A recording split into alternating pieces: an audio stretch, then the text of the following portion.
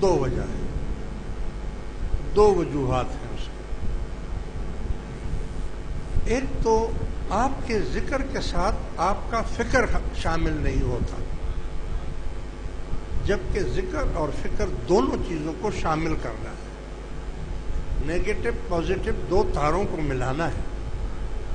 ٹھنڈی تار اور گرم تار جب ملا دیں گے تو بلب جل جائے گا، اگر ایک تار لگائیں گے تو بلب نہیں جلے گا، چاہے گرم لگا دیں چاہے ٹھنڈی لگا دیں۔ تو ذکر کے ساتھ فکر کا ہونا بہت ضروری ہے، کیونکہ حضور کا فرمان ہے کہ الذکر بلا فکر کصوت الکلب، ذکر بغیر فکر کے کرنا ایسا ہی ہے جیسے کہ کتا بھونک رہا ہے۔ معلوم ہوا کہ خالص ذکر سے کام نہیں چلے گا، ذکر کے ساتھ آپ کو فکر رکھنا پڑے گا۔ جب ذکر اور فکر دونوں شامل ہو جائیں گے تو اندر کا بلب جل جائے گا اور اندر روشنی ہو جائے گی۔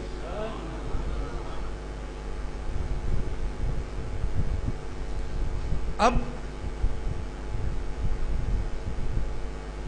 آپ کہتے ہیں ہم یار اتنے لاکھ مرتبہ ہم نے لا الہ الا اللہ پڑھ بھی لیا، ہم تو جنت میں داخل ہوئے ہی نہیں۔ تو بھائی میرے، اگر ایک آدمی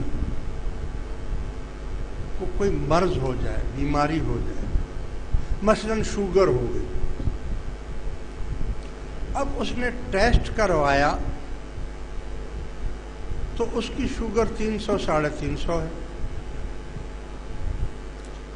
وہ کہتا ہے یار کمال ہے، میں انسولین بھی لگاتا ہوں، گولیاں بھی کھاتا ہوں، دوائیاں بھی کھاتا ہوں، مگر ڈاکٹر صاحب میری شوگر تو کم نہیں ہو رہی ہے،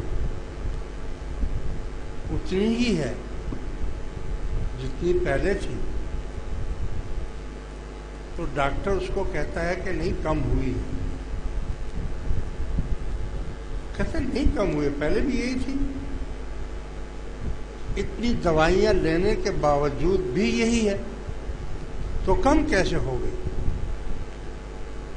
تو ڈاکٹر اس کو کہتا ہے کہ یہ میرے حساب سے کم ہوئی ہے۔ کیوں کم ہوئی ہے؟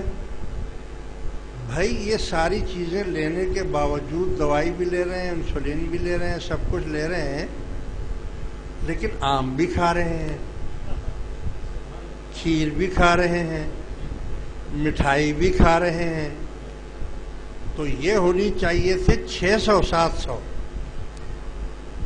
لیکن چونکہ جو دوائیاں آپ لے رہے ہیں وہ اسی پر ٹکی ہوئی ہے۔